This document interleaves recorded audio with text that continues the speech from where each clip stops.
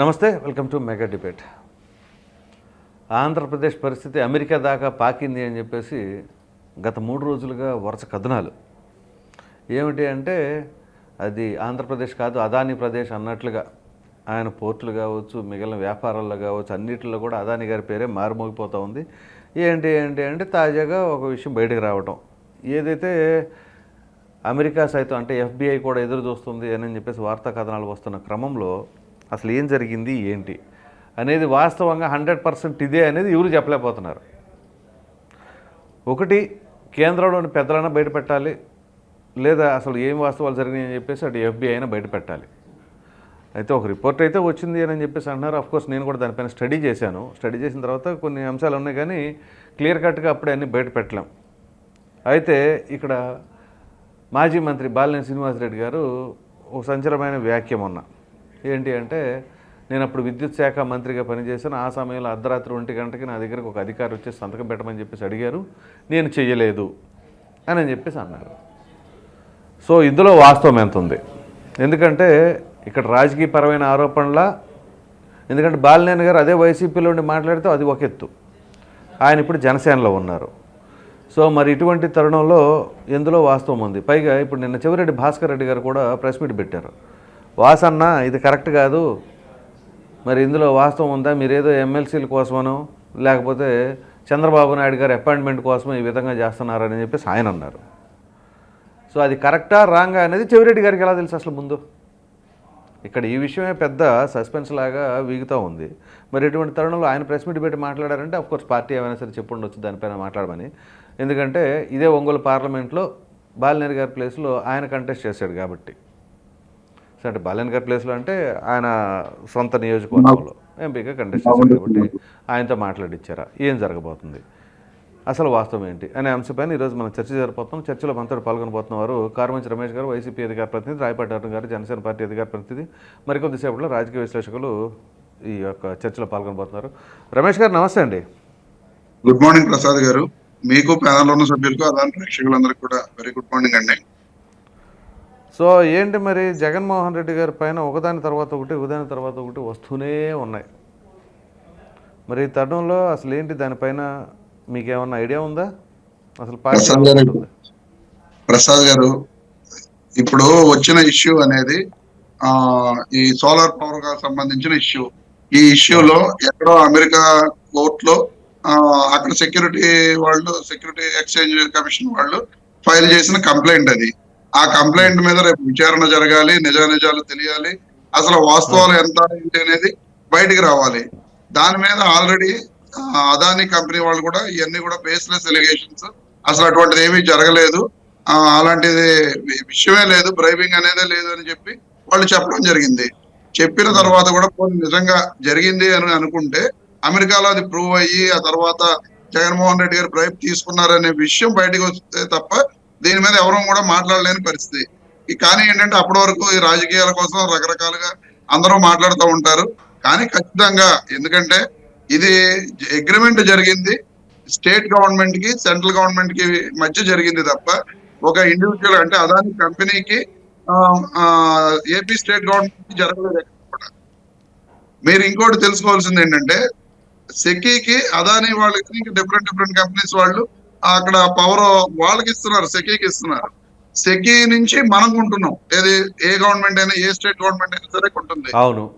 వ్యవహారం ఉంటే దాన్ని నిరూపించవలసింది అమెరికాలో ఉన్న అక్కడ కోర్టు వాళ్ళు కానీ అక్కడ ఏజెన్సీస్ కానీ నిరూపించి ఇదిగో ఇలా జరిగినాయి, దీనికే అమౌంట్ ఇచ్చారు అనేది వాళ్ళు ప్రూవ్ చేస్తే తప్ప దీని మీద ఎవరు ఎన్ని చేసినా కూడా అవన్నీ కూడా ఆరోపణలే తప్ప నిజాలు కావనేది అందరికీ తెలిసిన విషయమే ఖచ్చితంగా. ఎందుకంటే ఒక 7,000 మెగావాట్ల విద్యుత్ కి గతంలో 2016లో కూడా చంద్రబాబు నాయుడు గారు 25 సంవత్సరాల పాటు అగ్రిమెంట్ చేసుకోవడం జరిగింది. ఆ రోజున కూడా 6.5 పెట్టి అగ్రిమెంట్ చేసుకున్నారు. అది కూడా 25 ఇయర్స్ అగ్రిమెంటే. ఆ పీపీఎల్ ని ఆ తర్వాత రద్దు చేయడానికి జగన్మోహన్ రెడ్డి గారు ప్రయత్నం చేస్తే కోర్టులకు వెళ్ళారు. కొంతమందికి స్టేలు వచ్చినాయి, కొంతమంది అలా పెండింగ్ లో ఉన్నాయి, అలా రకరకాలుగా ఇష్యూస్ జరుగుతూ ఉన్నాయి. ఆ తర్వాత 2021లో మళ్ళీ అగ్రిమెంట్ చేసుకున్నట్లుగా ఇప్పుడు 4.5 పైసలకి, ఎందుకంటే దీంట్లో ట్రాన్స్మిషన్ ఛార్జెస్ కూడా లేవు, ఎందుకంటే అవి వేవ్ చేశారనే ఉద్దేశంతో తక్కువ రేటుకి 2 రూపాయల 49 పైసలకి మనకు వస్తుంది, ఇదంతా కూడా వ్యవసాయ విద్యుత్ పనికి వస్తుంది ఉద్దేశంతో సంవత్సరానికి 3000 మెగావాట్లు తీసుకునే విధంగా అగ్రిమెంట్ చేసుకోవడం జరిగింది. ఆ అగ్రిమెంట్ చేసుకున్నప్పుడు దీంట్లో సెకీ ముఖ్య పాత్ర ఉంది తప్ప ఎక్కడా కూడా అదానీ కంపెనీ కానీ వేరే కంపెనీలు కానీ ఎక్కడా కూడా ముఖ్య పాత్ర పోషించే దాఖలాలు ఈ స్టేట్ గవర్నమెంట్స్ తోటి లేవు. లేనప్పుడు జగన్మోహన్ రెడ్డి గారు బ్రైబ్ తీసుకున్నారని చెప్పడం కానీ, లేకపోతే అదానీ గారు బ్రైబ్ ఇచ్చారని చెప్పడం కానీ అనేది అంతా కూడా వితండవాదం, హాస్యాస్పదం. ఇవన్నీ కూడా రేపు పొద్దున్న నిరూపణ అయ్యి, ఒకవేళ నిజంగా మీరు అందరూ అంటున్నట్టుగా నిరూపణ అయినా దీనికోసం ఇచ్చారు అనేది నిరూపణ అవ్వాలి కదా. ఎందుకంటే మధ్యలో సెకీ ఉన్నప్పుడు దీనికోసం బ్రైబ్ ఇచ్చారు అనేది ఎలాగా ప్రూవ్ చేయగలరండి? ఇదంతా కూడా ఆరోపణలు. అంటే రమేష్ గారు, ఇక్కడ ఎఫ్బిఐ డైరెక్ట్గా జగన్మోహన్ రెడ్డి గారు చేశారు అని చెప్పేసి వాళ్ళు ఏదైతే ఒక ప్రెస్ నోటో ఏదో మొత్తం రిలీజ్ చేశారు. అంటే ఏపీ హైయర్ గవర్నమెంట్ అఫీషియల్ అంటే వాళ్ళ దృష్టిలో అఫీషియల్ అంటే ముఖ్యమంత్రి గారు. చెప్పండి ప్రసాద్ గారు. ఎక్కడ ఎఫ్బిఐ అనేది ఇవ్వలా, ఓన్లీ మనకు వచ్చిన అది ఏంటి అంటే సెక్యూరిటీ ఎక్స్చేంజ్ కమిషన్ వాళ్ళు ఫైల్ చేసిన కంప్లైంట్ లోని కొన్ని పారాస్ మనకి వచ్చినాయి తప్ప ఎఫ్బిఐ వాళ్ళు ఇది జరిగింది లేకపోతే ఇలా ఉంది అనేది ఎక్కడా కూడా వాళ్ళు రిలీజ్ చేసిన కాగితం కూడా ప్రెస్ నోట్ కానీ లేదా ఇంకోటి కానీ ఎక్కడ ఎఫ్బిఐ అనేది రిలీజ్ చేయలా. అసలు స్ట్రైట్ అవే ఏదైనా ఉంటే వాళ్ళు డైరెక్ట్గా అదానితో ఉంటుందండి, జగన్మోహన్ రెడ్డి గారితో ఉండదు. ఒకటి అంతే. ఎందుకంటే చెప్తాను నేను ఎందుకంటే దీని మీద ముందు ప్రజలకు కూడా కొంత క్లారిటీ ఇవ్వాల్సిన అవసరం ఉంది. ఏంటి అంటే యాక్చువల్గా ఆ సెకీ అనేది మేము ఇంత సోలార్ విద్యుత్ ప్రొవైడ్ చేయాలి అనే ఉద్దేశంతో ఉన్న సమయంలో అదానీ గారు నేను ఇస్తాను అని చెప్పేసి ఆయన ముందుకు రావటం, ఆయన కొన్ని కంపెనీస్తో టైఅప్ పెట్టుకోవడం. సరే నువ్వు ఇస్తావు బాగానే ఉంటుందిలే కానీ ఎంత ఛార్జెస్లో ఇస్తావు ఏంటి అని అంటే ఆయన కొటేషన్ ఇచ్చారు. ఆ కొటేషన్ చూసిన తర్వాత కేంద్ర ప్రభుత్వం అబ్బో ఈ కొటేషన్ మీద అయితే కష్టం, రాష్ట్రాలు కొనవానని చెప్పేసి అంటే లేదు మీరు ఇబ్బంది పడాల్సిన అవసరం లేదు, ఆ రాష్ట్రాల నుంచి కూడా అంటే రాష్ట్ర వాళ్ళతో కూడా నేనే మాట్లాడతానని చెప్పేసి ఆయన చెప్పటం. అవునా అన్న తర్వాత ఆయన డైరెక్ట్గా డీల్ చేసిన తర్వాత ఓకే ఇట్లా అని చెప్పేసి అన్న తరుణంలో జగన్మోహన్ రెడ్డి గారు ఇంత డిమాండ్ చేశారు అని చెప్పేసి అంటాం. అయితే ఇందులో ఒకానొక సంస్థ అజూర్ అనే సంస్థ ఉంది. ఆ సంస్థ కెనడియన్ వాళ్ళదనమాట. ఆ కెనడియన్లో వాళ్ళు ఎప్పుడైతే దీనికి సంబంధించిన వ్యవహారం ఉంటే ఈ 1750 కోట్లు ఈ మిగతా రాష్ట్రాలు అవి ఇవి కలుపుకొని 2029 కోట్లు ఉన్నాయని చెప్పేసి అన్నప్పుడు నేను వీళ్ళందరికీ ఇట్లా బ్రైబ్ ఇచ్చిన తరుణంలో మరి ఇదంతా కూడా ఇంత నేను ఇచ్చాను కాబట్టి నాకు మీ దాంట్లోంచి 1/3 వాటా ఇవ్వండి అని చెప్పేసి ఆయన అజూర్ కంపెనీ వాళ్ళు అంటే కెనడియన్ వాళ్ళని అడిగారు. అప్పుడు కెనడియన్ వాళ్ళు ఏంటంటే కరెక్టేనా ఇష్యూ అంతా అదే అక్కడ ఉన్న దాంట్లో. అప్పుడు కెనడియన్ సిఇఓ సిఓఓ ఇద్దరు రిజైన్ చేసేసి వాళ్ళు వెళ్ళిపోతే అప్పుడు చైర్మన్ బాబు ఈ వాటాలు నేను ఇవ్వలేనులే కానీ ఇది నువ్వే కొనుక్కో అని చెప్పేసి అన్నప్పుడు అసలు ఆ యుఎస్ నుంచి కూడా కొంతమంది ఇన్వెస్టర్స్ని తీసుకుని ఆ ఇన్వెస్ట్మెంట్తో ఇక్కడ వీళ్ళందరికీ అమౌంట్ పంచారు అనేది ఉంది.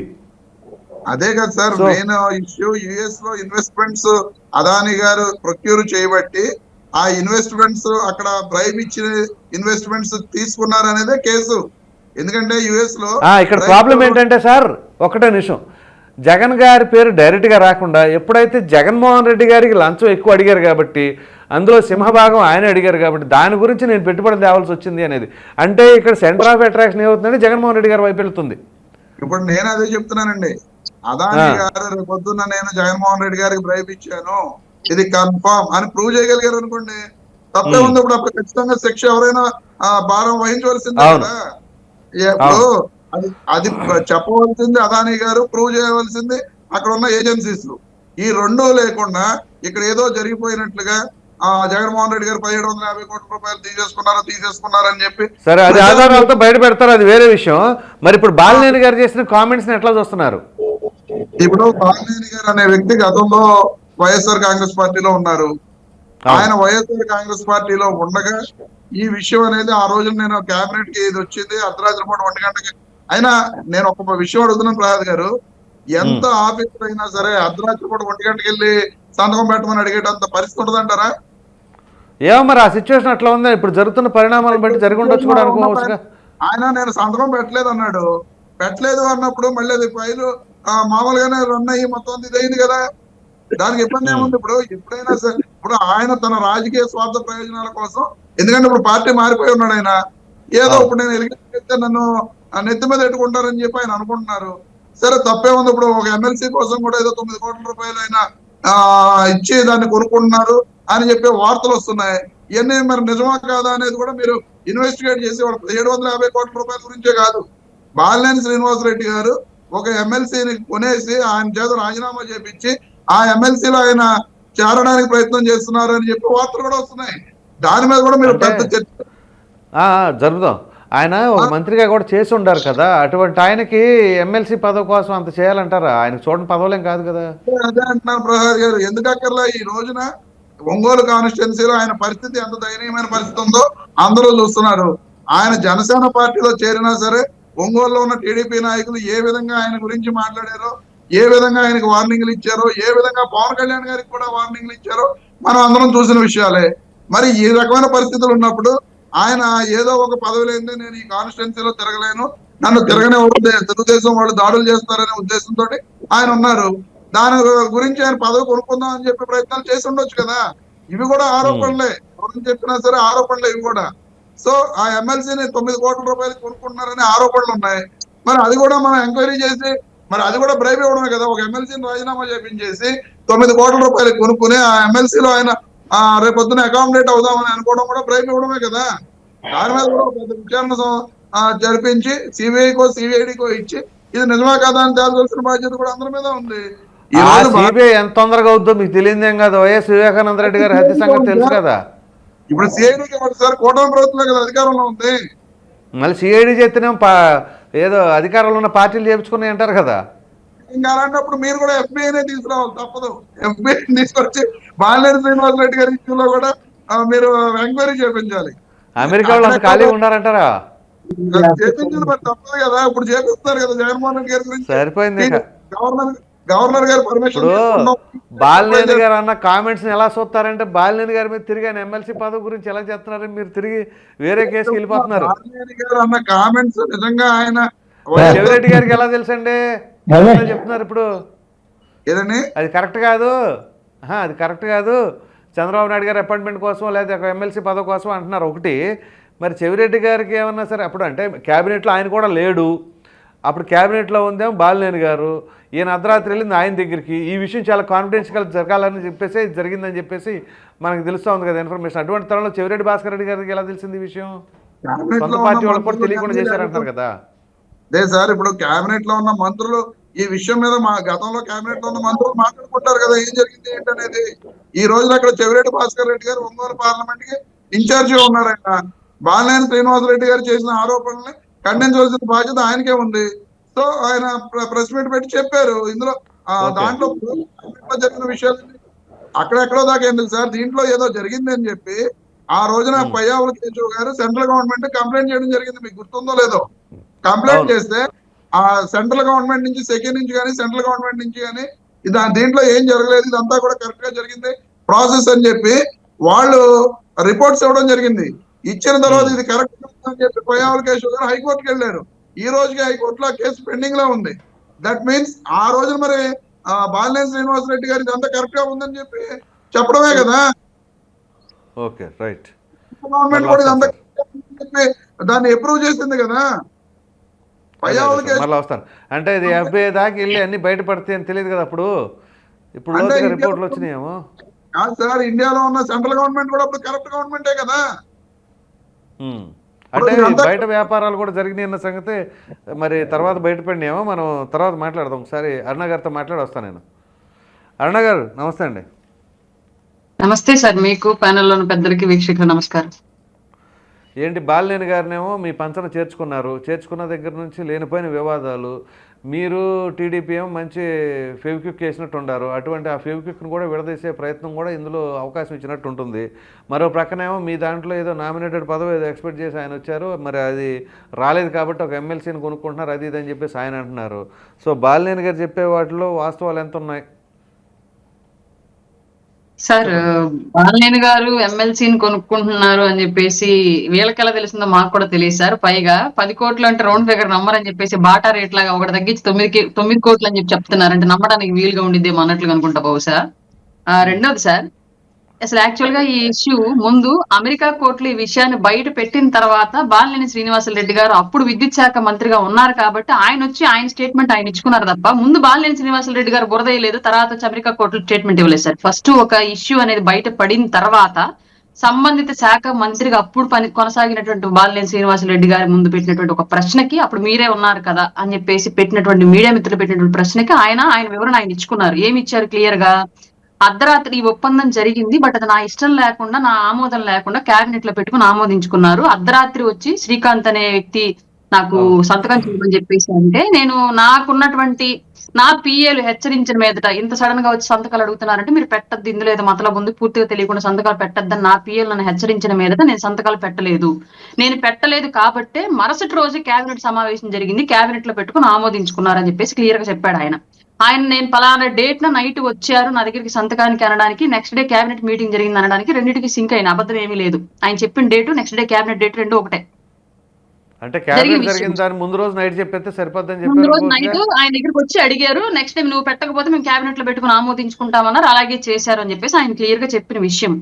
తర్వాత ఆయన సంతకాలతో కొన్ని పేపర్లు ఉన్నాయి, 2 పేపర్లు ఉన్నాయని చెప్పేసి నిన్న చెవిరెడ్డి భాస్కర్ రెడ్డి గారు పెట్టినటువంటి ప్రెస్ మీట్ మూలంగా మనకు తెలిసిన అంశం. ఇప్పటివరకు ఆ విషయం మనకు తెలియదు. నేను భాస్కర్ రెడ్డి చెప్పకపోయి ఉంటే బాలినేని శ్రీనివాసరెడ్డి గారి పేరుతోటి 2 పేపర్లు ఉన్నాయి సంతకంతో అన్న విషయం మనకు కూడా తెలియదు. యాక్చువల్ గా చెవిరెడ్డి భాస్కర్ రెడ్డి గారు చెప్పారు. అంటే టోటల్ ఎంటైర్ వైసీపీ వర్గంలో ఈ ఒప్పందం రాష్ట్ర ప్రజలకు తెలిసి జరగాల్సినటువంటి ఒక ఒప్పందం, 25 ఏళ్ల పాటు రాష్ట్ర ప్రజల మీద భారం పడేటువంటి ఒక ఒప్పందం ప్రజలకి తెలియకుండా కేవలం వైసీపీ వర్గాల్లో మాత్రమే అంతర్గతంగా చర్చలు జరిగి ఈ బిల్లును ఆమోదింపజేసుకున్నారన్నమాట మనకందరికీ తేటతెల్లమవుతున్న విషయం. రెండోది, ఇప్పుడు బాలినేని శ్రీనివాసరెడ్డి గారి సంతకం విషయానికి కనుక వస్తే 2 పేపర్లు ఏవైతే ఉన్నాయని చెప్పేసి చెప్తున్నారో, వన్స్ క్యాబినెట్ ఆమోదం అనేది ఏ బిల్లు మీద జరిగినప్పటికీ కూడా ఫర్దర్ గా నీకు ఇష్టం ఉన్నా లేకపోయినా సంబంధిత శాఖ మంత్రి నుంచి కింది స్థాయిలో ఏ ప్రాజెక్టు దాకా అయితే ఆ అగ్రిమెంట్ వెళ్తుందో అక్కడ దాకా ఏఈజేఈలతో సహా అందరి సంతకాలు పెట్టాల్సిందే. పై సంతకాలు లేకుండా కింద సంతకం, కింద సంతకాలు లేకుండా ఆ కింది సంతకం అనేది ఆ ప్రాజెక్టు ఆ బిల్లు ఆమోదం పొందదు ఎక్కడా కూడా. అంటే అనుసరణలోకి రాదు అది. కాబట్టి ఆ కేబినెట్ ఆమోదం పొందిన తర్వాత కంపల్సరీగా పెట్టాల్సిందే బాలినేని శ్రీనివాసరెడ్డి గారు. ఆ కోణంలో భాగంగా ఆయన పెట్టుండొచ్చు, బట్ అది కూడా చెవిరెడ్డి భాస్కర్ రెడ్డి గారు చెప్తే తప్ప మనకు తెలియదు. ఎందుకంటే బాలినేని శ్రీనివాసరెడ్డి గారు పలానా చోట నేను పెట్టాను ఆ కేబినెట్ ఆమోదం పొందిన తర్వాత అని చెప్పి ఆయన చెప్పలేదు, చెవిరెడ్డి గారే చెప్పారు మనకు ఆ విషయం.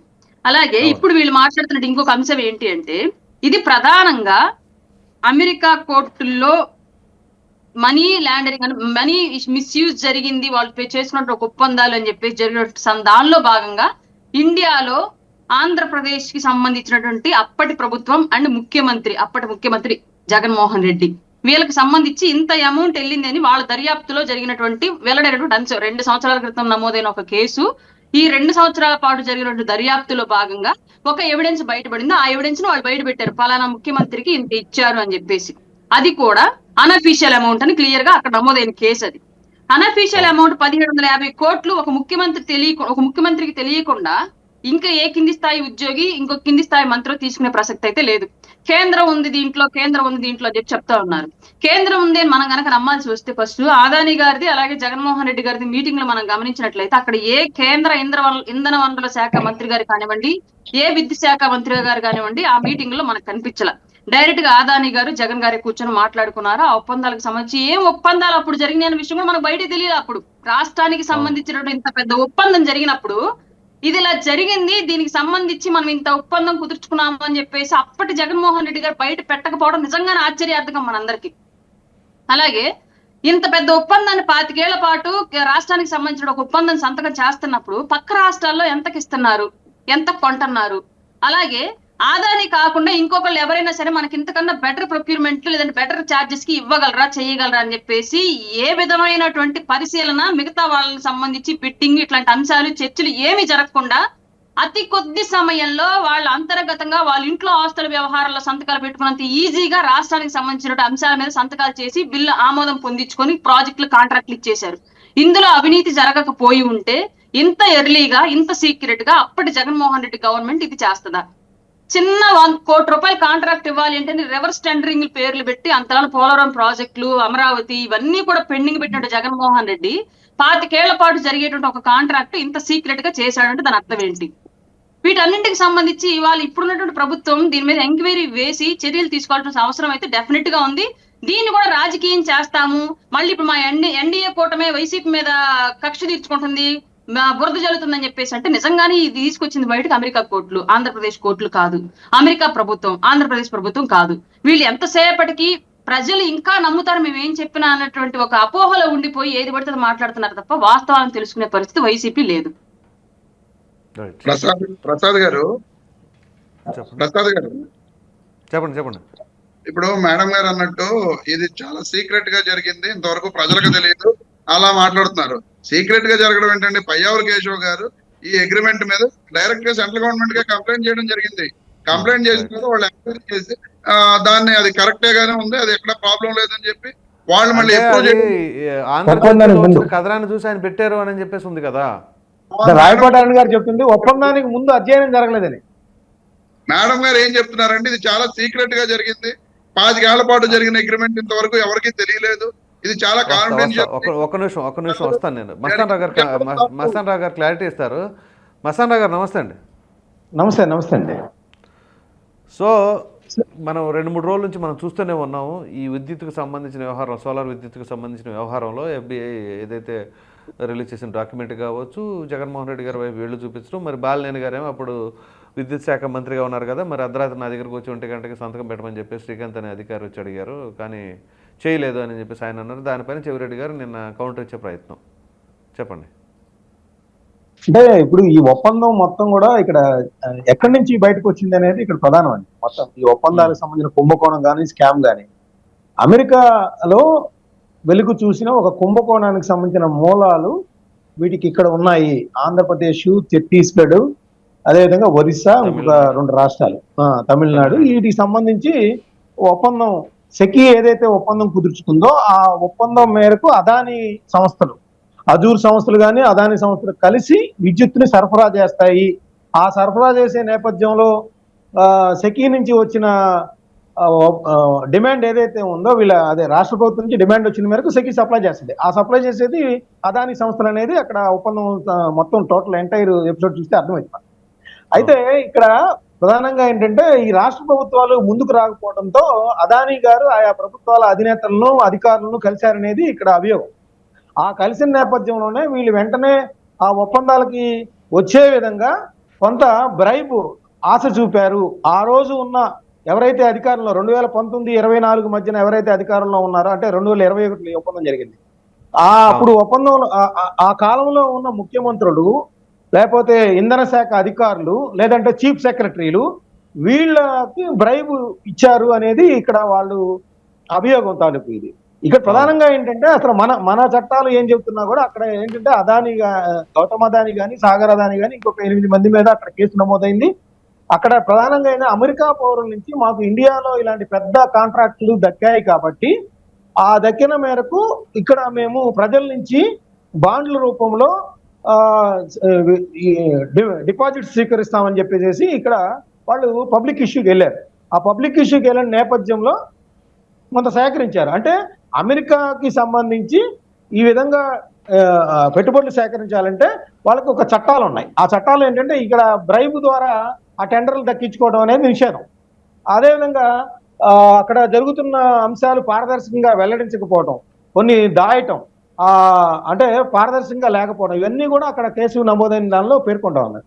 అయితే ఇక్కడ సంబంధం ఏంటంటే ఇప్పుడు అక్కడే జగన్మోహన్ రెడ్డి గారు అధికారం కోల్పోవడం, ఒకటి మద్యం కేసులు కానీ, లేదంటే ఇసుక కానీ, లేదంటే ఈ హౌసింగ్ కానీ, ఇలాంటివన్నీ వెలుగు చూస్తున్న నేపథ్యంలో ఏదో వీళ్ళకి ఇంకో ప్రధాన ఆయుధం దొరికింది. అంటే జగన్మోహన్ రెడ్డి గారు అవినీతి అంతర్జాతీయ స్థాయికి వెళ్ళింది, అక్కడ ఆ రోజు అధికారంలో ఉన్నది ఈయనే కాబట్టి ఈయనకే 1750 కోట్లు అందాయి అనేది అక్కడ వాళ్ళందరూ కూడా ఆరోపిస్తున్న నేపథ్యం. అంటే నిజానికి అక్కడ సింక్ అవుతుంది కదా.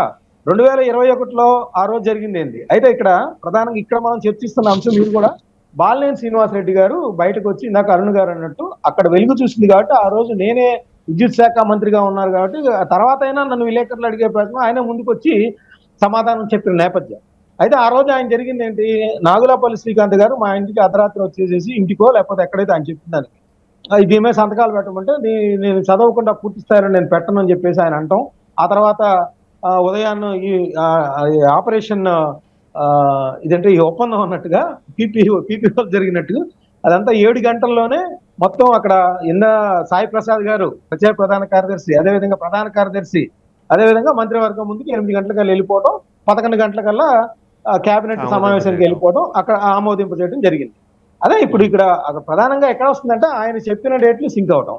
ఇప్పుడు ఇక్కడ బయటికి రావాల్సింది ఏంటంటే సాయి ప్రసాద్ గారు నిజంగానే 7 గంటల్లోనే ఇదంతా కూడా రూపొందించారా? నాగులపల్లి శ్రీకాంత్ గారు వాళ్ళ ఇంటికి వెళ్ళారా? ఆదిత్యనాథ్ దాస్ గారు వెంటనే ఆమోదించారా? ఎందుకు ఈ విధంగా తీసుకోవాల్సి వచ్చింది? ఎవరి ప్రోద్బలం ఉంది? ఎవరి ఒత్తిడి ఉంది? ఈ 7 గంటల్లోనే అంటే ప్రభుత్వం నుంచి ఆదేశాలు ఎవరికి అందాయి? ఇవన్నీ కూడా తేలాల్సిన అంశాలు. ఇవన్నీ తేలాలంటే జగన్మోహన్ రెడ్డి గారు బయటకు వచ్చి ఆ రోజు అదాని గారితో జరిగిన సమావేశాల తాలూకు ఏం జరిగింది, ఏం చర్చలు జరిగాయి, ఈ విద్యుత్ ఒప్పందాల మీద జరిగాయా, ప్రజలకు మేలు కలిగించడానికే మేము గతంలో చంద్రబాబు నాయుడు గారు కుదుర్చుకున్నారంటే తక్కువ కుదుర్చుకున్నామా ఏంటి, ఈ విషయాలన్నీ కూడా ఆయన తేటతెల్లంగా బహుశా 2-3 రోజుల్లో వెల్లడించాల్సిన తప్పని పరిస్థితి రావచ్చు. ఎందుకంటే ఈ రోజు సుప్రీంకోర్టులో తివారీ గారు నిన్న కేసు వేశారు, అది వాళ్ళ విచారణకు రానుంది. ఏంటది, మన అక్కడ FBI తాలూకు ఎక్కడైతే ఇన్వెస్టిగేట్ జరుగుతుందో అక్కడ ఆరోపించబడిన ఇక్కడ 8 మంది ఇండియన్స్ మీద, ఇండియన్స్ ఎవరైతే ఉన్నారో వాళ్ళ మీద CBI ఇక్కడ దర్యాప్తు సంస్థలు కూడా దర్యాప్తు చేయాలి, వాస్తవాలు ప్రజలకు తెలియాలి. ఇక్కడ పెట్టుబడులు ఎంతవరకు ఇట్లా లంచాల రూపంలో వాళ్ళు తీసుకున్నారు, ఎక్కడి నుంచి తీసుకున్నారు, మారిషస్ వెళ్ళాయా, ఇంకెక్కడికి వెళ్ళాయి, 2029 కోట్లు ఏ రాష్ట్రాల్లో ఎవరెవరికి అందాయి, ఇవన్నీ కూడా తేల్చాల్సిన అంశం. ఇంకోటి, సుప్రీంకోర్టుకి ఈ రోజు నుంచి పార్లమెంట్ శీతాకాల సమావేశాలు ప్రారంభం కాబోతున్నాయి. కాంగ్రెస్ పార్టీ కావచ్చు, మిగతా అన్ని రాజకీయ పక్షాలు కూడా అదానికి సంబంధించి చాలా షార్ట్ కట్ లో ఆయన ప్రపంచ కుబేరుల్లో ఒకళ్ళగా మారారు. దీనికి నరేంద్ర మోడీ గారి ప్రోత్సాహం ఉంది. అందువల్ల ఆయనకి ఏ రాష్ట్ర ప్రభుత్వానికి వెళ్ళినా రెడ్ కార్పెట్ పరిచి అక్కడ ఆయనకి పోర్టులు కావచ్చు, విద్యుత్ ప్రాజెక్టులు కావచ్చు, అన్ని వచ్చేస్తున్నాయి. ఇక్కడే కాదు, మీకు గమనిస్తున్నట్టయితే ఆస్ట్రేలియాలో బొగ్గు గనులకు సంబంధించి కేటాయింపుల్లో కూడా నరేంద్ర మోడీ గారి పేరు వినిపించింది. అలాగే ఆయన బంగ్లాదేశ్ కి సంబంధించి కూడా విద్యుత్ ఒప్పందాలు ఉన్నాయి. సో ఇవన్నీ కూడా ఆయన షార్ట్ కట్ మెథడ్ లో వెళ్తా ఉన్నాడు. దీనికి నరేంద్ర మోడీ గారి ప్రోత్సాహం ఉందనేది పాయింట్. అయితే ఈ సెకీకి సంబంధించిన ఒప్పందంలో నరేంద్ర మోడీ గారి పేరు ఎక్కడ వినిపించట్లేదు. ఎందుకంటే ఈ సెకీ ప్లస్ ఈ 4 రాష్ట్రాల్లో ఉన్న ముఖ్యమంత్రులు, ఆ ఇంధన శాఖ కార్యదర్శులు, IAS అధికారులకు సంబంధించి మాత్రమే మేము బ్రైబ్ ఇచ్చాము అనేది అక్కడ సాగర్ అదానికి సంబంధించిన సెల్ ఫోన్ కూడా సీజ్ చేశారంటున్నారు అక్కడ అమెరికా ఇన్వెస్టిగేషన్ సంస్థలు. సో ఇక్కడలాగా CBIను CIDని ప్రభావితం చేసే విధంగా అక్కడ FBIని ఎవరు ప్రభావితం చేయలేదు. ఎందుకంటే ట్రంప్ లాంటి వాళ్ళు కూడా జైలుకి వెళ్ళిన పరిస్థితి ఉంది. ఇక్కడ అమెరికా అధ్యక్షుడిగా పనిచేసిన వాళ్ళు కూడా వాళ్ళ అమ్మాయిలు ఏదైనా మద్యం తాగిన కేసులో ఉన్నా కూడా సబ్జెక్టు కరెక్షన్ ఏదో సంబంధించి కేసులో కూడా అరెస్ట్ చేసిన పరిస్థితి. మనలాగా అక్కడ పోలీసులు అంత ప్రోటోకాల్ ఏం పాటించరు. ఎవరు అక్కడ చట్టాలను ఉల్లంఘించినా కూడా అక్కడ లోపలైతే కార్యక్రమాలు విజయవంతంగా జరుగుతుంది.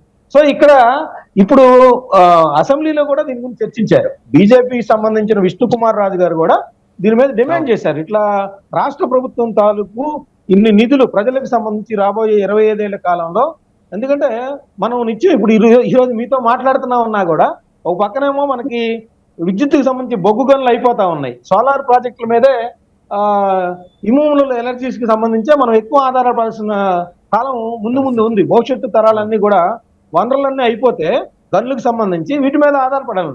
ఇలాంటి పరిస్థితుల్లో ఇలా ఎక్కువ రేట్ అంటే ప్రజలకు మీద భారం పడే విధంగా ఎందుకు ఒప్పందాలు కుదుర్చుకోవాల్సి వచ్చింది అనే విషయాల్ని జగన్మోహన్ రెడ్డి గారు మొత్తం తేటతెల్లంగా వెల్లడిస్తే గానీ దీనిలో వాస్తవాలు వెలుగు చూసే అవకాశాలు అయితే నాకు అనిపించట్లేదు. ఎందుకంటే ఈ ఆరోపణలకి సమాధానం చెప్పాల్సిన వాళ్ళే. చెవిరెడ్డి భాస్కర్ రెడ్డి గారికి ఏం సంబంధం లేదు. ఆ రోజు ఆయన మంత్రివర్గంలో లేరు. కేవలం ఆయన అన్నట్టు ఆయన పార్టీకి సంబంధించి ఒంగోలు ప్రతినిధిగా, ఒంగోలుకు సంబంధించి కాదండి, ఇది రాష్ట్ర మొత్తానికి సంబంధించిన ఇది ఒప్పందం కాబట్టి ఆ రోజు ఉన్న ఆదిత్యనాథ్ దాస్ గారు, ఆ రోజు ఉన్న ఎందుకంటే ఆదిత్యనాథ్ దాస్ గారికి ఆ తర్వాత కాలంలో మన రాష్ట్ర ప్రభుత్వం చీఫ్ అడ్వైజర్ గా కూడా పోస్ట్ ఇచ్చింది. అది కూడా మనం గమనించాలి. అంటే అది ఆయన సేవలు ఉపయోగించుకోవడానికి ఇచ్చింది అనేది అందరం భావిస్తాము. దానిలో చెప్తున్నా, అక్కడ సమాచారం మీకు చెప్తున్నా. అలాగే సాయి ప్రసాద్ గారు ఇక్కడే ఉన్నారు. కేంద్ర ఇంధన శాఖలో ఇప్పుడు నాగులపల్లి శ్రీకాంత్ గారు కూడా పనిచేస్తున్నారండి. అది కూడా ఇక్కడ మనం మెన్షన్ చేయాల్సిన అంశం. ఆ రోజు ఎవరైతే ఈ ఫైలంతా 7 గంటల్లో మూవ్ చేశారన్నారో అదే వ్యక్తి ఈ రోజు కేంద్ర ఇంధన శాఖ సహాయ కార్యదర్శిగా అక్కడ ఉద్యోగ బాధ్యతలు నిర్వహిస్తున్నారు. రమేష్ గారు చెప్పండి సార్. ప్రసాద్ గారు, వాస్తవంగా ప్రజలు అధికారం ఇస్తుందేమో 5 సంవత్సరాలు, వీళ్ళు 25 సంవత్సరాలు 30 సంవత్సరాలు లీజులకి అసలు ఎలా ఇచ్చుకుంటున్నారు ఏంటి, అసలు ఎంతవరకు సమంజసం అంటారు? నాకు తెలిసైతే నాకు అదే పెద్ద క్వశ్చన్. ఇప్పుడు ప్రజలు ఇస్తుందేమో 5 సంవత్సరాలు, వీళ్ళేమో 25 ఏళ్ళు మీకు ఇచ్చేసే కాంట్రాక్ట్ 25 ఏళ్ళు మీరు ఇది తీసేసుకోండి అని. ఎవరైనా సరే, వాళ్ళు కాదు వీళ్ళు కాదు, ఏ రకంగా ఇస్తారు? ప్రధానంగా మీరు అధికారంలో ఉండగా మద్యపాన నిషేధం అన్న మాట చెప్పి 25 ఏళ్ళు లిక్కర్ బాండ్లు వేసేసారు. సో ఈ విధంగా కరెక్ట్ అంటారా? 5 సంవత్సరాలు పాలన ఇచ్చినప్పుడు 25 ఏళ్ళు 30 ఏళ్ళు ఇవ్వడం అనేది ఎవరైనా సరే మీరైనా కదా చెప్తున్నా మరలా. ఇప్పుడు జరుగుతున్న రాజకీయాలన్నీ కూడా ఏ ప్రభుత్వం వచ్చినా సరే ఆ ప్రభుత్వం ఇప్పుడు 99 సంవత్సరాల లీజ్ అని చెప్పి భూములన్నీ కూడా గతంలో పార్టీ ఆఫీసులకు కానీ వాటికి కానీ 99 సంవత్సరాలకు లీజులు ప్రపోజ్ చేసిన వ్యక్తులు నారా చంద్రబాబు నాయుడు గారు, తెలుగుదేశం పార్టీ. వాళ్ళు పార్టీ ఆఫీసుల కోసం ఆ రోజున ఒక జీవనం తీసుకొచ్చి 99 సంవత్సరాల పార్టీ ఆఫీసులు కట్టుకోవడానికి 99 సంవత్సరాల లీజును ప్రపోజ్ చేసి పార్టీ ఆఫీస్. ఒక్క నిమిషం రమేష్ గారు, ఒక్క నిమిషం మీరే చెప్తారు. కానీ పార్టీ ఆఫీసుల కోసం పెట్టుకుంటారా సరే, అది వేరే విషయం. కానీ ప్రభుత్వానికి సంబంధించి ప్రజలకు సంబంధించిన ప్రాజెక్టులు కానీ ఇంకా ఏదైనా డీల్స్ కానీ ఉంటాయి చూడండి సార్. పార్టీ ఆఫీస్ అంటారా, మీరు పెట్టుకుంటారా, వాళ్ళు పెట్టుకుంటారా, ఒక స్థలం పెట్టుకుంటారా, ఓనర్ తీసుకుంటారు, అది వేరే విషయం. లేదా ప్రభుత్వానికి తీసుకుంటారు. కానీ ప్రభుత్వానికి సంబంధించిన వ్యవహారాలు ఉంటాయి చూసారు. ఇప్పుడు ఉదాహరణకి సోలార్ విద్యుత్ కావచ్చు, లేదా గతంలో మద్యానికి సంబంధించిన వ్యవహారం కావచ్చు, అట్లాంటివి నేను అంటాను. చెప్పండి. అదే నన్ను కంటిన్యూ చేయడం వల్ల తీసుకొచ్చి సార్ భలేవాళ్ళే. ఆ తర్వాత 2016లో చంద్రబాబు నాయుడు గారు 4.59 ప్రైస్ కి ప్లస్ ట్రాన్స్మిషన్ చార్జెస్ ఇంక్లూడింగ్ అంటే 6.50 ప్రైస్ కి ఆయన 25 years అగ్రిమెంట్ చేశారు. అంటే మరి ఆ రోజు చంద్రబాబు నాయుడు గారు 25 ఏళ్ళు అగ్రిమెంట్ చేసిన తర్వాత జగన్మోహన్ రెడ్డి గారు దాన్ని వ్యతిరేకించి దీని మీద లాస్ వచ్చేస్తుంది, వాళ్ళంత నష్టం రాబోతుంది ఈ డిస్కౌంట్స్ అని చెప్పి ఆయన పీపీఎల్ అన్ని రద్దు చేస్తే, ఎందుకంటే అప్పటికి తక్కువ రేటుకి వస్తుందనే ఉద్దేశంతో ఆయన పీపీఎల్ అన్ని రద్దు చేస్తే కోర్టులకు వెళ్ళడం జరిగింది. కోర్టులో కొంతమందికి ఇందాక నేను చెప్పడం జరిగింది. ఈ విధంగా ఏ ప్రభుత్వం అయినా సరే వాళ్ళు వచ్చిన తర్వాత 5 ఏళ్ళు 10 ఏళ్ళు కాకుండా 20 ఏళ్ళు 25 ఏళ్ళు అని చెప్పి, అంటే పైన వాళ్ళకున్న అగ్రిమెంట్స్ తో కానీ లేకపోతే వాళ్ళకున్న డిమాండ్స్ తో కానీ వాళ్ళు ఈ రకంగా అగ్రిమెంట్స్ అనేది ఏ ప్రభుత్వం వచ్చినా చేస్తున్నారు. మరి ఏ ప్రభుత్వం వచ్చినా చేస్తున్నప్పుడు ఎందుకంటే వైబిలిటీ చూసుకుంటున్నారు. వ్యాపారవేత్తలు ఏంటంటే ఈ రోజు 5 సంవత్సరాలతోటే మాకు అయిపోతే రేపు పొద్దున వచ్చే ప్రభుత్వం మమ్మల్ని కంటిన్యూ చేస్తుందో లేదో, మేము నష్టాల్లోకి వెళ్ళిపోతాం, మేము ఇంత పెట్టుబడులు పెడుతున్నాం కదా అని చెప్పి ఉద్దేశంతో వాళ్ళు ప్రభుత్వాలను డిమాండ్ చేయడం, ఈ ప్రభుత్వాలు మనకేదో దీనికి తక్కువ రేటుకి వస్తుంది కదా, ఏదో కంపెనీ వస్తుంది కదా అని చెప్పి వాళ్ళు ఈ రకంగా ప్రవర్తించడం, ఇన్ని సంవత్సరాలకి వాళ్ళు అగ్రిమెంట్లు చేసుకోవడం అనేది ఎక్కడో చోట రివైవ్ చేసుకోవాల్సిన పరిస్థితి ఉంది. ఖచ్చితంగా ఏ ప్రభుత్వం అయినా సరే వాళ్ళ ప్రభుత్వ టైం వరకు లేదా ఆ తర్వాత 1 or 2 years, ఎందుకంటే ఆ తర్వాత వచ్చిన ప్రభుత్వంలో కంటిన్యూ చేయాల్సిన పరిస్థితి ఉంటే ఆ 1 year or 2 years వైబిలిటీ పెట్టుకుని చేసుకుంటే బాగుంటది. కానీ అలా ఎవరో కూడా ఏ ప్రభుత్వం వచ్చినా చేయట్లేదు. ఎందుకంటే అది పెట్టుబడిదారులు, ఇన్వెస్టర్స్ వాళ్ళకు ఇబ్బందులు ఉంటాయనే ఉద్దేశంతో ఇలా చేయట్లేదేమో అనేది నా వ్యక్తిగత అభిప్రాయం. రేపొద్దున ఇన్వెస్ట్మెంట్స్ రావాలంటే, ఎందుకంటే వాళ్ళు అడిగే సబ్సిడీస్ కానీ లేకపోతే వాళ్ళకి ఇచ్చే ప్రోత్సాహకాలు కానీ ఇవన్నీ కూడా ఇవ్వాల్సిన పరిస్థితుల్లో ఈ విధమైన నిర్ణయాలు తీసుకున్నాయి ప్రభుత్వాలు అనేది నేను అనుకుంటున్నానండి. ప్రసాద్ గారు, అరుణ గారు, ఇక్కడ పవన్ కళ్యాణ్ గారు రాజకీయాల్లోకి వచ్చిన తర్వాత నుంచి కొన్ని కొత్త మార్పులు తీసుకొచ్చారు. అంటే మార్పులు చేర్పులు జరుగుతూ ఉన్నాయి. అంటే ఈ విధంగా ఉండాలి, ఇలా ఉండాలి అనేది ప్రజలు కూడా దాన్ని హర్షిస్తున్నారు. అదే విధానంలో ఇప్పుడు నేనేదైతే ఈ 5 సంవత్సరాలు 25 సంవత్సరాలు అంటున్నారో, ఎప్పుడైనా సరే ఏదైనా సరే ఒక టెండర్ కానీ ఇంకో ఏదైనా ప్రాజెక్ట్ కానీ ఇట్లాంటివి హ్యాండిల్ చేస్తున్నప్పుడు అఖిల పక్ష సమావేశం నిర్వహించి అందరి సమక్షంలోనే ఇదిగో ఈ విధంగా చేయబోతున్నాము, సో వాళ్ళు మనకి ఈ విధంగా చేయబోతున్నారు, ప్రజలకి ఈ 25 ఏళ్ల పాటు కాంట్రాక్ట్ తీసుకుంటే బాగుంటుంది అనుకుంటున్నారు. మీరేమంటారు? ఎందుకు మాట్లాడుతున్నానంటే అధికారం అనేది ఎవరికి శాశ్వతం కాదు. మీరు ఉండొచ్చు, ఇంకోళ్ళు ఉండొచ్చు. సో అందుకని అఖిల పక్ష సమావేశం నిర్వహిస్తే ఏదన్నా ఇష్యూస్ ఉన్నా అప్పుడే రిజాల్వ్ చేసుకోవడానికి బాగుంటుంది. సో అటువంటి తరుణంలో రేపు ఎవరైతే ఇన్వెస్ట్ ఉంటారో వాళ్ళకు కూడా ఇబ్బంది లేకుండా ఉంటుంది. సో ఆ రోజు అందరి ముందు కదా అగ్రిమెంట్ జరిగింది అని చెప్పేసి ఏమంటారు? ఇట్లాంటి వాటిని ఏదైనా సరే స్వాగతిస్తారా? 100% సార్. పవన్ కళ్యాణ్ గారు ఆల్రెడీ ఆయన చేసే ఏ నిర్ణయం అయినా సరే వ్యతిరేకులకు ముందు కూడా పెట్టి మాట్లాడాలనేది ఫస్ట్ నుంచి ఆయన మనసులో ఉన్నటువంటి ఉద్దేశము. కానీ ఇక్కడ ఏంటంటే సార్ ఇంకొక సమస్య, నెక్స్ట్ అధికారం మారితే వచ్చేటువంటి ప్రభుత్వము అప్పటి ఆ క్రెడిబిలిటీని నిలబెట్టుకుంటదా లేదా అన్నది ఇక్కడ మనం ప్రధానంగా చర్చించుకోవాల్సిన అంశం సార్. ఎందుకంటే అమరావతి ఇష్యూ మీరు కనుక తీసుకున్నట్టయితే అమరావతికి సంబంధించి నిర్ణయాలు అసెంబ్లీలో జరిగేటప్పుడు అప్పటి ప్రతిపక్ష నేతగా ఉన్నటువంటి జగన్మోహన్ రెడ్డి అసెంబ్లీలో ఉన్నాడు. ఉండి అవును. అమరావతి రాజధానిగా ఉండాలి, నేను ఇక్కడ ఇల్లు కట్టుకుంటాను, నాకు ఇష్టమే, అలాగే ఇప్పుడు తీసుకున్నటువంటి భూమి సరిపోదు, చాలా విశాలంగా ఇంకా భూమి సేకరించాలి అని చెప్పేసి మాట్లాడినటువంటి జగన్మోహన్ రెడ్డి తర్వాత అధికారం చేతులు మారి ఈయన చేతుల్లోకి అధికారం వచ్చిన తర్వాత ఎలా ప్లేట్ ఫిరాయించాడో, అది అమరావతి కాదు కమరావతి అని చెప్పేసి మాట్లాడి తర్వాత 3 ముక్కల ప్రస్తావన ఎలా చేశాడో మనందరికీ తెలుసు. ఎవరైనా సరే చిత్తశుద్ధితో ఒక ఒప్పందం అనేది కుదుర్చుకున్నప్పుడు ఫర్దర్ గా దాంట్లో ఎలాంటి ఆటుపోట్లు ఎదురైనా దానికి స్టిక్ అయ్యి దాన్ని కొనసాగించడంలోనే దాని యొక్క నిబద్ధత మనకు కనిపించింది, దాని యొక్క రిజల్ట్ కూడా మనకు కనిపించింది.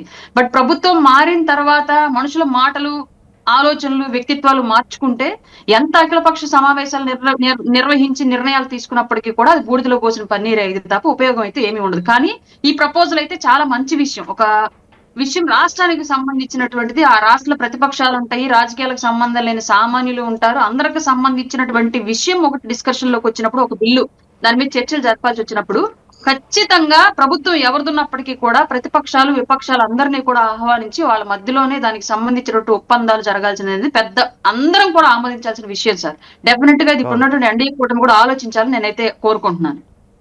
అదే మీ నాయకుడి దృష్టికి కూడా తీసుకెళ్ళండి, ఎందుకంటే కొత్త సంస్కరణలు తీసుకొస్తారు కాబట్టి. ఏంటి రమేష్ గారు మీ సబ్మిషన్ ఏంటి?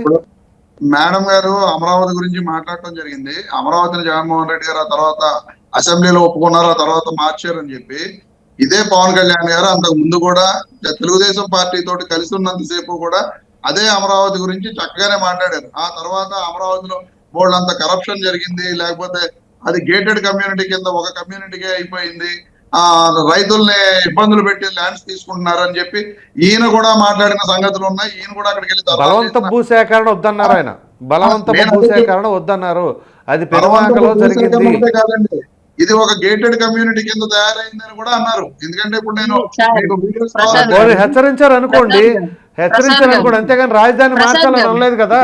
రైతులకు అన్యాయం జరగకూడదు అన్నారండి ఆయన. రైతులకు అన్యాయం జరిగితే అవును, బలవంత భూసేకరణ చేయొద్దు, ఏదైనా స్వచ్ఛంద విషయం తీసుకుంటున్నారు. అరుణ గారు సబ్మిట్ చేస్తారంట. ఉన్నాడు రమేష్ గారు, అయిపోయింది మీ కృష్ణ.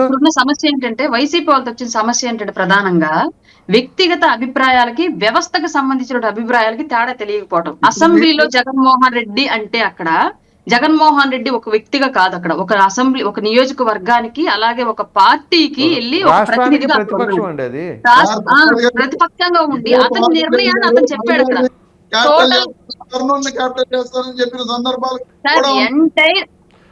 ఎంటైర్ ఆ వైసీపీ పార్టీ అండ్ వైసీపీ పార్టీకి సంబంధించి ఓట్లు వేసినటువంటి ప్రజలు, ఆ నియోజకవర్గాలకు సంబంధించి శాసనసభ్యులు అందరి వాయిస్ ని అక్కడ జగన్మోహన్ 67 మంది ఎమ్మెల్యేలు అండి ఆ రోజు. వైసీపీ బలం 67 మంది గొంతది, 67 నియోజకవర్గాల స్వరం. పవన్ కళ్యాణ్ గారు వ్యక్తిగతంగా ఆయనకు అందినటువంటి ఫిర్యాదుల మేరకు మాట్లాడినటువంటి విషయాన్ని వ్యక్తిగతంగా ఉండదులేండి, అది కాకపోతే పార్టీ పరంగానే ఉంటది, వ్యక్తిగతంగా ఉండదులే. కానీ కాకపోతే ఆయన అన్న దాంట్లో క్లారిటీ ఉంది. బలవంత భూసేకరణ పెనుమాకోళ్ళు మేము భూములు ఇయ్యమన్నారు, ఇయ్యమన్నప్పుడు మీరు ఎందుకు బలవంతాన్ని చేస్తున్నారు? ఆ పెనుమాకోళ్ళు డైరెక్ట్గా పవన్ కళ్యాణ్ గారి దగ్గరికి వెళ్ళి అడిగారు కాబట్టి ఆయన ఆ విషయం పైన ప్రస్తావించారు. కానీ రాజధానిని మార్చాలి అని ఇంకోసారి తరలిద్దామని కానీ ఆయన ఎక్కడ అనలేదండి. మీరు చేసిన పని ఏంటి అంటే ఇది కాదు, అది అనువైన ప్రాంతం అని చెప్పేసి అన్నారు. చెప్పండి. నేను మీకు ప్రసాద్ గారు, నేను మీకు వీడియోస్ పంపిస్తాను. అంటే ఇప్పుడు నేను ఫోన్ ఇందులోనే ఉంది కాబట్టి మీకు లైవ్ లో ఉన్నాను కాబట్టి గతంలో చూపించలేకపోవచ్చు, కానీ నేను ఖచ్చితంగా నా దగ్గర అంత ఇన్ఫర్మేషన్ ఉంది సార్. పవన్ కళ్యాణ్ గారు స్పెసిఫిక్ గా అమరావతి అనేది గేటెడ్ కమ్యూనిటీ కింద మారిపోయింది ఓకే అన్నారు. వీడియోస్ పంపిస్తా నేను మీకు. అంతేగాని అమరావతిని మారుద్దాం అనలేదుగా.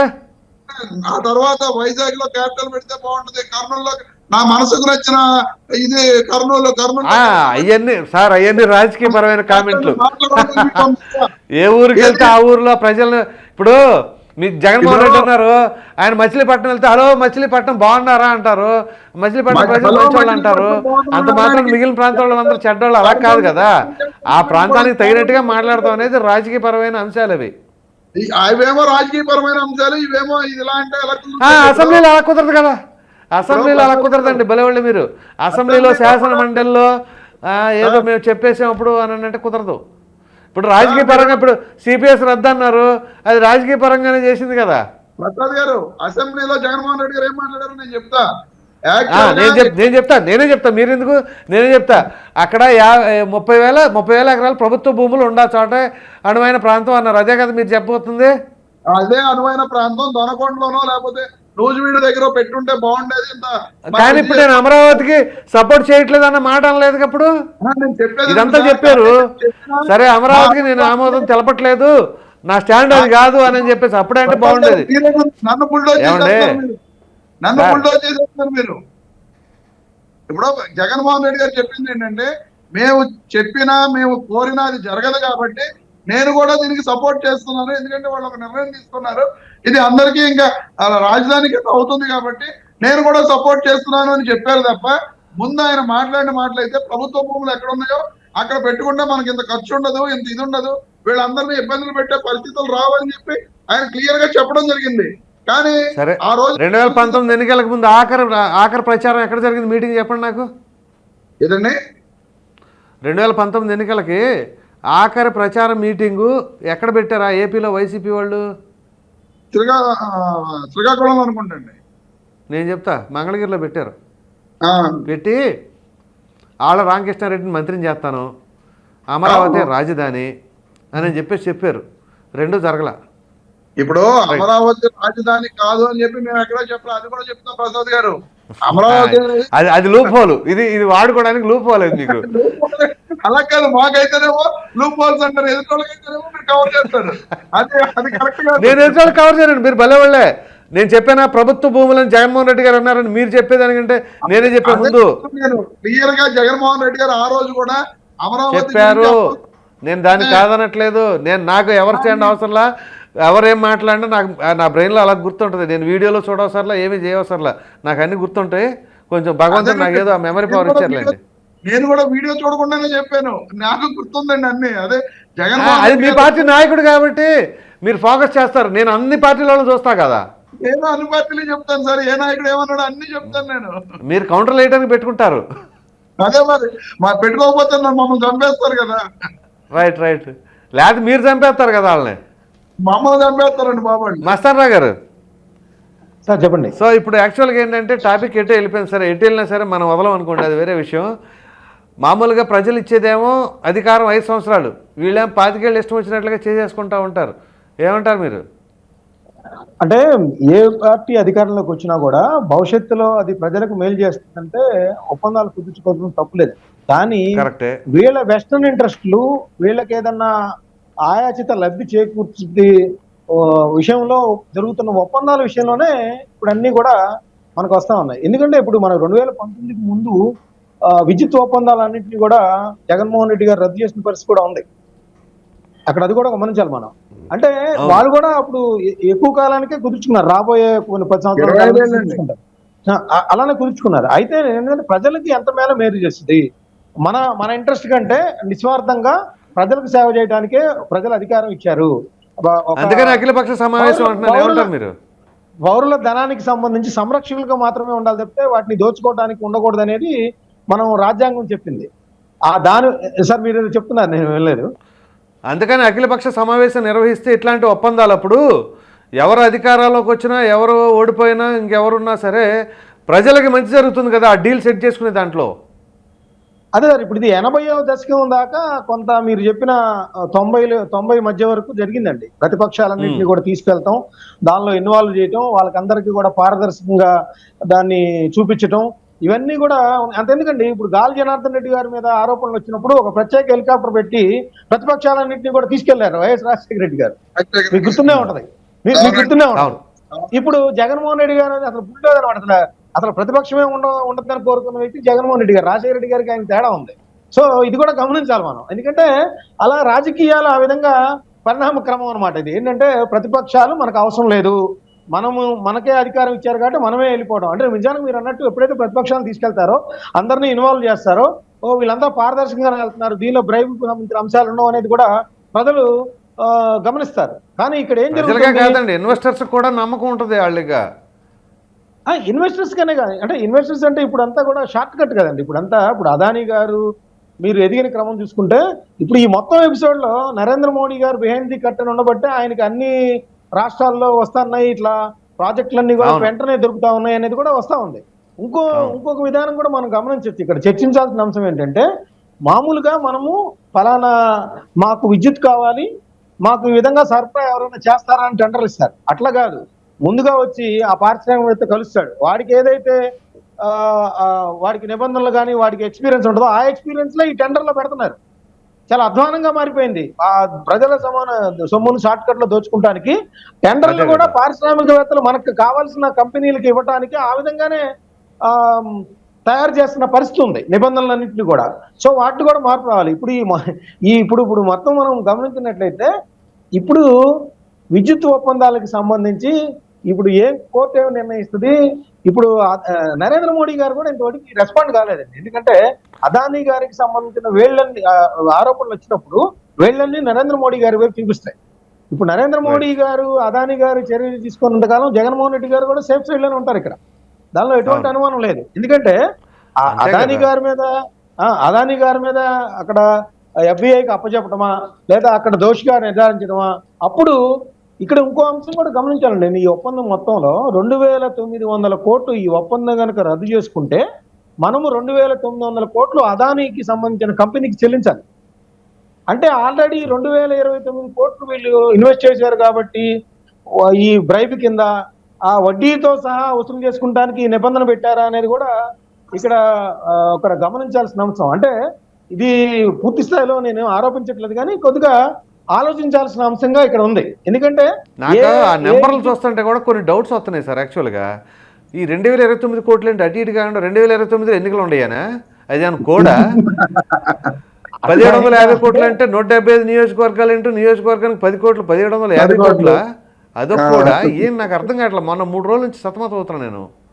అంటే ఆయా రాష్ట్రాల్లో ఉండే నాయకులు ఎవరైతే అధికారులు కోరుకున్న ఆ బ్రైబ్ మొత్తాలు కూడితే అలా వచ్చినట్టుందండి. అంటే ఒక్కొక్కడు తక్కువ దొరికాడు, ఒక్కొక్కడు ఎక్కువ దొరికాడు, ఒకడేమో 100 కోట్లు అడిగాడు, ఒకడేమో 50 కోట్లు అడిగాడు. సో ఎవరో ఇచ్చినంత చాలనుకునే తీసుకున్నారేమో అనేది కూడా ఇక్కడ ఆలోచించాల్సిన అంశం. ఎందుకంటే వాళ్ళు ఆ రోజు చెప్పింది ఏంటంటే ఇప్పుడు ఫారెన్ కరప్ట్ ప్రాక్టీసెస్ చట్టం ఉల్లంఘించారు. దాని ప్రకారం సొంత ప్రయోజనాల కోసం ముఖ్యమంత్రి, మంత్రులు, అధికారులు, రాజకీయ పార్టీకి సంబంధించిన వ్యక్తులు వాళ్ళకి డబ్బు చెల్లించడం అనేది అక్కడ కేసు నమోదయ్యింది.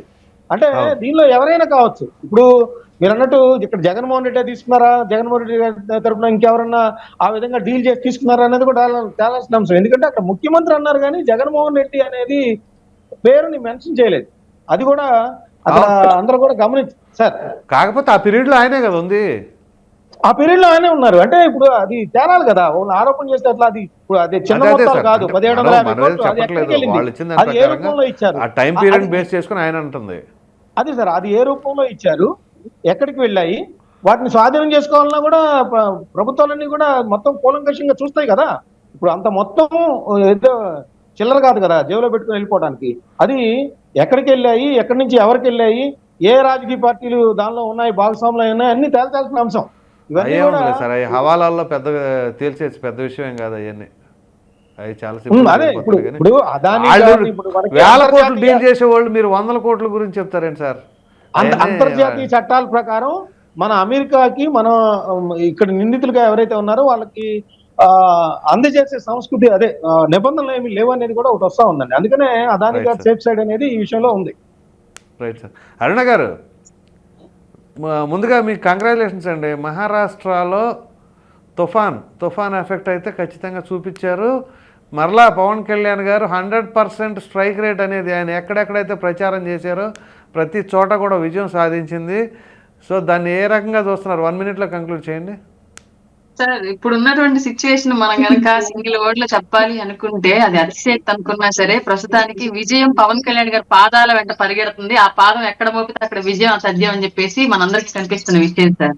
అది ఆంధ్రప్రదేశ్ అయినా మహారాష్ట్ర అయినా ఇంకోటైనా ఒక వార్డు మెంబర్ గా కూడా గెలవలేదు, పోటీ చేసిన 2 చోట్ల ఓడిపోయాడు అని చెప్పేసి ఏ నోళ్ళైతే అపహాస్యం చేశాయో అదే నోళ్లతోటి నిలబడ్డ ప్రతి అభ్యర్థిని గెలిపించుకున్నాడు, ప్రచారం చేసినటువంటి ప్రతి అభ్యర్థిని గెలిపించుకున్నాడు, ప్రధానమంత్రి ఎన్నికల్లో కూడా ప్రధానమైన భూమిక పోషించాడు కొనియాడుతుంటే ఆ హైప్ చెప్పుకోవడానికి అసలు అది ఫీల్ అయ్యే మాకే తెలుస్తోంది. నిజంగానే రజనీకాంత్ గారికి చిరంజీవి గారికే సినిమాల్లోకి వెళ్ళిన కొత్తలో చేదు అనుభవాలు ఎదురైనాయి. అప్పుడే వాళ్ళు మెగాస్టార్లు సూపర్ స్టార్లు అయ్యారు. పవన్ కళ్యాణ్ గారిని కూడా అలాగే భావించండి. Real hero sir. అక్కడ అంతా వాళ్ళు రియల్ హీరో హిస్టరీ అదంతా. బట్ వాళ్ళు రియల్ హీరో హిస్టరీని మేము కళ్ళారా చూస్తున్నాము. ఆ హిస్టరీలో మేము కూడా భాగస్వాములుగా ఆయన ఫాలోవర్స్ గా ఉన్నందుకు నిజంగానే హ్యాపీగా ఫీల్ అవుతున్నాం సార్. రైట్ అండి, ధన్యవాదాలండి. చర్చలో పాల్గొన్నందుకు రాయపాటి అరుణ గారు, జనసేన పార్టీ అధికార ప్రతినిధి, అలాగే కార్మేశ్వర రమేష్ గారు, వైసీపీ అధికార ప్రతినిధి, మస్తాన్ రావు గారు, రాజకీయ విశ్లేషకులు, అందరికీ ధన్యవాదాలండి. మళ్ళీ రేపు కలుద్దాం.